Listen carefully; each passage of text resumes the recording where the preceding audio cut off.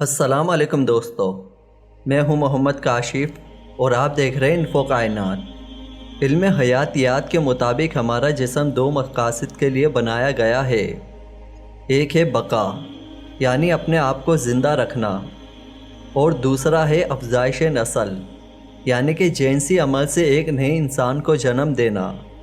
اسی لیے دونوں مقاصد ہماری زندگی کے ساتھ ساتھ چلتے ہی رہتے ہیں، لیکن ان دو مقاصد میں فرق واضح ہے، کیونکہ ہماری بقا ہماری مجبوری ہے اور جنسی عمل ہماری اپنی خواہش پر منحصر ہے۔ یعنی زندہ رہنے کے لیے جو کرنا پڑتا ہے وہ تو نہیں روکا جا سکتا، لیکن جنسی عمل کو روکنا اور اپنی نفسانی خواہشات پر قابو پانے کا اختیار اللہ پاک نے ہمیں دے رکھا ہے۔ لیکن جو لوگ اپنی نفسانی خواہشات پر قابو نہیں پاتے تو پھر انہیں ہر وقت گندے خیالات اور وسوسے آتے رہتے ہیں۔ لیکن اکثر لوگوں کے ساتھ یہ ہوتا ہے کہ وہ اس بات کو سوچنے پر مجبور ہو جاتے ہیں کہ ایسا بس ہمارے ساتھ ہی ہوتا ہے۔ ان کا کہنا ہے کہ اگر یہ خیالات ہم ہی کو آتے ہیں تو ہم سب سے برے انسان ہیں، لیکن حقیقت یہی ہے کہ جنسی خیالات ہمارے جسم کے ساتھ جڑی ہوئی ایک چیز ہے جس کو ہم بھول کر بھی نہیں بھول پاتے۔ اگر یہ اتنا ہی برا ہے تو اس کو کنٹرول کرنے میں کیا برائی ہو سکتی ہے؟ اس کی برائی دماغی اور نفسیاتی طور پر یہی پڑتی ہے، جس سے یہ خیالات ہمارے ذہن اور دل پر بھاری ہو جاتے ہیں۔ ہم بے بس ہو کر رہ جاتے ہیں، جس سے ہم کو بھاری نقصان ہوتا ہے۔ یہ ہم کو ایسے کام کرنے سے بھی روکتا ہے جس سے ہمارا فائدہ ہوتا ہے، تو یہ ہم کو ذہنی اور جسمانی طور پر منتشر کر کے ہماری زندگی میں بے شمار مشکلات لا سکتے ہیں۔ یہ جنسی خیالات ایک انسان کو تباہ و برباد کر دیتے ہیں۔ یہ خیالات جب ہم اللہ تعالیٰ کی عبادت کر رہے ہوتے ہیں تب آنے لگے تو ہمارے ساتھ کیا ہوتا ہے؟ آپ کے ذہن میں جب بھی جنسی خیالات آتے ہیں تو آپ اس کو کیسے کنٹرول کر سکتے ہیں؟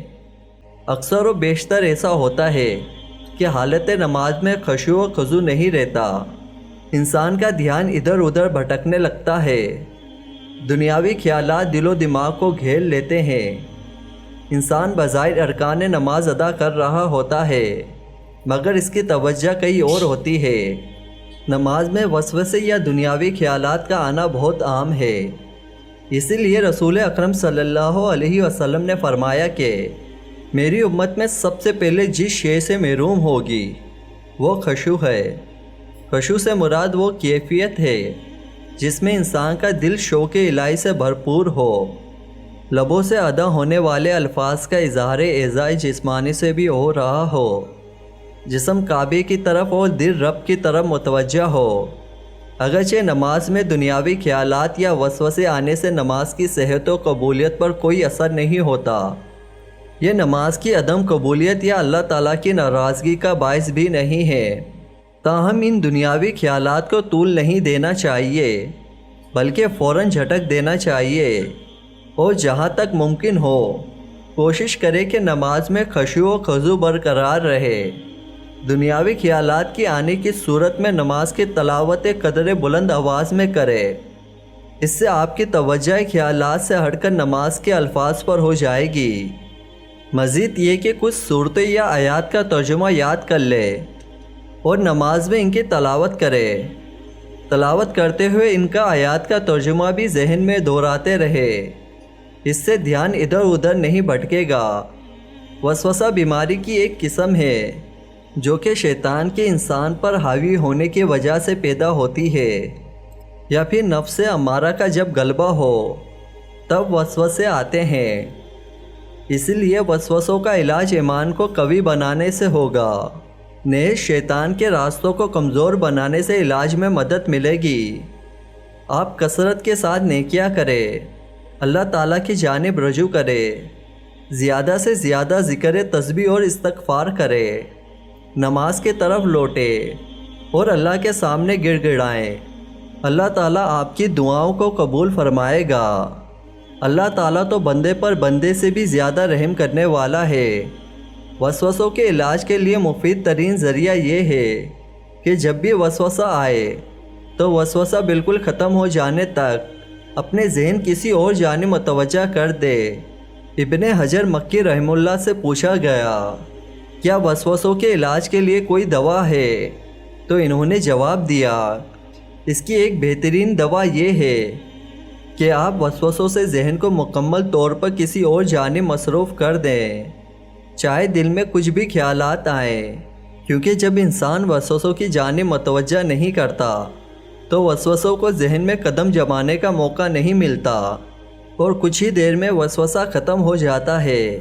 بہت سے لوگ اس کو اپنا کر کامیاب ہوئے ہیں، لیکن اگر کوئی شخص وسوسوں کے پیچھے لگ جائے اور وسوسوں کے مطابق عمل کرنے لگے تو پھر وسوسے تشکیل کے ساتھ آنا شروع ہو جاتے ہیں اور انسان کو پاگل بنا دیتے ہیں، بلکہ پاگلوں سے بھی برا حشر کر دیتے ہیں۔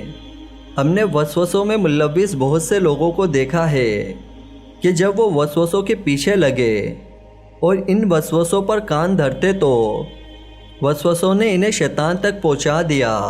اگر کوئی وسوسوں کی بیماری میں مبتلا ہے تو اسے یہ بات ذہن نشین کر لینی چاہیے کہ اسے ذہن میں آنے والے خیالات کی وجہ سے باس پرس کا سامنا نہیں کرنا پڑے گا، چاہے خیالات کتنے ہی گندے کیوں نہ ہو، چاہے یہ خیالات نماز میں ہی آئے یا عام حالت میں، بشرط یہ ہے کہ انسان ایسے خیالات سے نفرت کرے، ان کو ختم کرنا چاہتے ہو اور ان سے اپنا پیچھا چھڑانا چاہتے ہو۔ اس کی دلیل صحیح مسلم میں ہے کہ ابو ہریرہ رضی اللہ تعالیٰ عنہ کہتے ہیں کہ نبی کریم صلی اللہ علیہ وسلم کے کچھ صحابہ کرام آئے اور آپ سے پوچھا کہ ہمیں ہمارے دلوں میں ایسے تصورات اور خیالات آتے ہیں جو ہم میں سے کوئی بھی اپنی زبان پر نہیں لا سکتا۔ تو آپ صلی اللہ علیہ وسلم نے پوچھا، کیا اسے بیان کرنے سے ناگواری تم نے اپنے دل میں پا لی ہے؟ انہوں نے کہا، جی ہاں۔ تو آپ صلی اللہ علیہ وسلم نے فرمایا، یہی سر ایمان ہے۔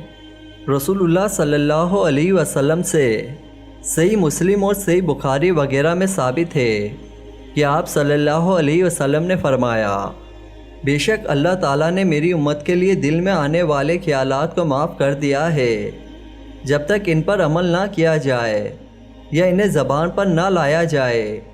آپ صلی اللہ علیہ وسلم کا یہ بھی فرمان ہے، لوگ سوالات کرتے ہوئے بڑھتے چلے جائیں گے، یہاں تک کہا جائے گا یہ تو اللہ پاک کی پیدا کردہ مخلوق ہے، تو اللہ کو کس نے پیدا کیا ہے؟ چنانچہ اگر کسی کے دل میں یہ بات آئے تو کہہ دے، میں اللہ اور اس کے رسولوں پر ایمان لایا۔ جب ہم اللہ تعالیٰ کی عبادت پوری دل جوئی سے کریں گے تو وسوسے ہمارے دلوں میں نہیں پیدا ہوں گے۔ جب ہم وسوسوں کے پیچھے لگ کر اپنے دل کی کوئی بری بات کی طرف متوجہ نہیں ہوں گے تو یہ خود بخود آپ کے دل سے جاتے رہیں گے۔ ہمیں چاہیے کہ ٹیلی ویژن، موبائل یا پھر گندی ویب سائٹ کی طرف متوجہ کرنی چھوڑ دے تو ہم ان وسوسوں سے بڑی آسانی سے بچ سکتے ہیں۔ ہم کو چاہیے کہ اپنے آپ کو اللہ تعالیٰ کی عبادت میں مصروف کر لیں تاکہ ہم کو برے کام کرنے کا وقت ہی نہ ملے۔ ہم کو نماز پڑھنی چاہیے، قرآن پاک کی تلاوت کرنے کے ساتھ ساتھ ترجمے کو بھی سمجھنا چاہیے تاکہ ہم کو اچھے اور برے کام کی پہچان ہو سکے۔ اللہ تعالیٰ سے دعا ہے کہ اللہ تعالیٰ ہم کو برے وسوسوں اور شیطانی کاموں سے دور رہنے کی توفیق عطا فرمائے، آمین۔ امید کرتا ہوں کہ آپ کو میری ویڈیو پسند آئی ہوگی، تو پلیز اس ویڈیو کو لائک کریں، اپنے دوستوں میں شیئر کریں اور میرے چینل کو ضرور سبسکرائب کریں۔